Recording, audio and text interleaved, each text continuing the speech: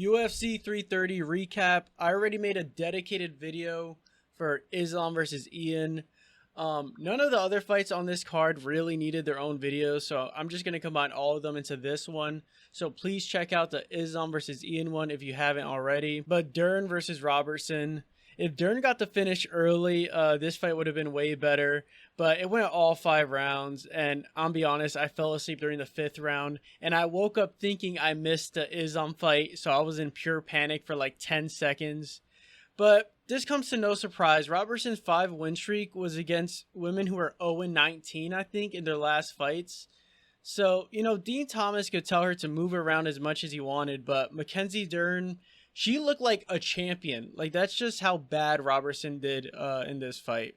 So, props to Dern, but, Whaley's better. Whaley's probably going to get the belt back. No, Whaley is going to get the belt back if they fight. Turner and Fernandes, insane KO.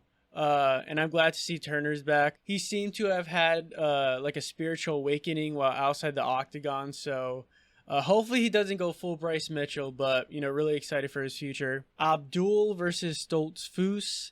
I'm just going to use his first name, Dustin, but he weathered Abdul's early attacks and was able to get the finish. I had Abdul winning by KO, so this ruined one of my parlays, but it is what it is. Props to him. Edson Barbosa is retired. He lost his last fight against Esteban Ribovic. And it's the classic old veteran gets dominated by the younger talent. Edson did not look good at all this fight and got finished.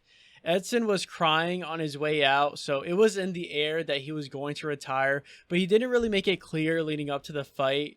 So the way I took it is that if Edson wins, he'll continue his career, but if he loses, he'll probably retire. Ribovic was very respectful. He was a fan of Barbosa, like us all. Not a win to be proud of in the sense like you did something for your career. Edson was at the end of the line, clearly. The Philly crowd showed no love to Edson during the introductions because I was confused because I thought Edson trained out of Philly, but I was just tripping. He trained out of Jersey and now is in Florida.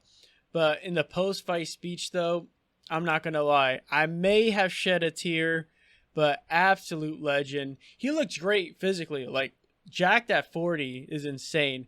But I hope to see him around, but, absolute legend. Njokuani versus Alvarez.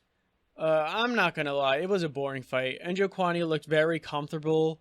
This was his preferred pace.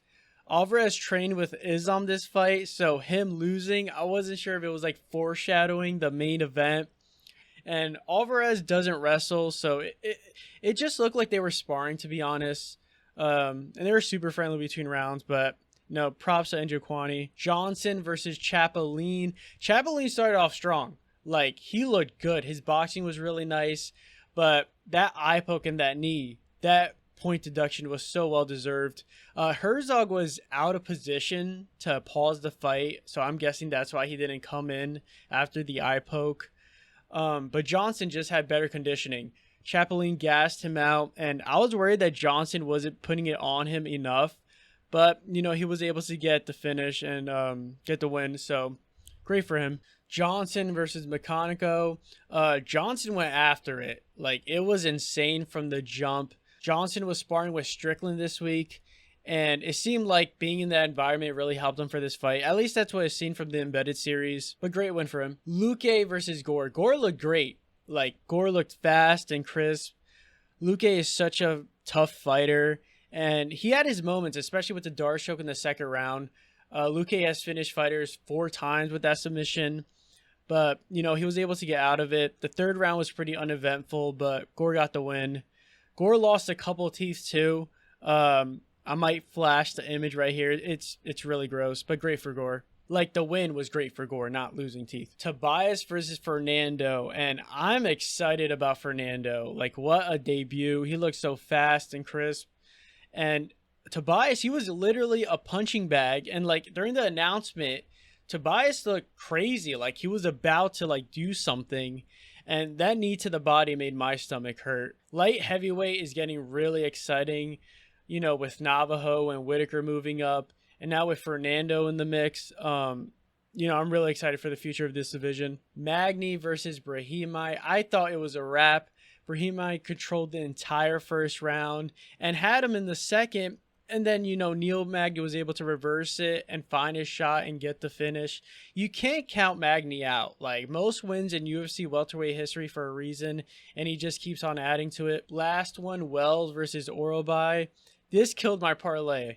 I had Orobai winning by finish, and he looked pretty good. He did get stunned in the first 90 seconds, but took Wells' back and finished the round strong. I thought he was going to get the Kimura in the second. Then Wells catches him in a guillotine as Orobai is shooting for a takedown. I was even mad that my parlay busted because that was a pretty crazy moment. It's funny because I was watching a fight with one of my friends who's not really into MMA, and he was like, oh, if someone ever takes me down, I'll just put them in a headlock. And I was like, well, it's not that easy because, the attacker, their head is pretty low and he's usually on the inside of the leg. And, that's really hard to pull off. And then Wells does this. So, good for him. He was a crazy underdog. Orobai just panicked and shot for the takedown and got punished for it. Overall, though, pretty great fights. Red De La Cruz looked amazing. But, that's pretty much it. Let me know what you guys think. Okay, peace.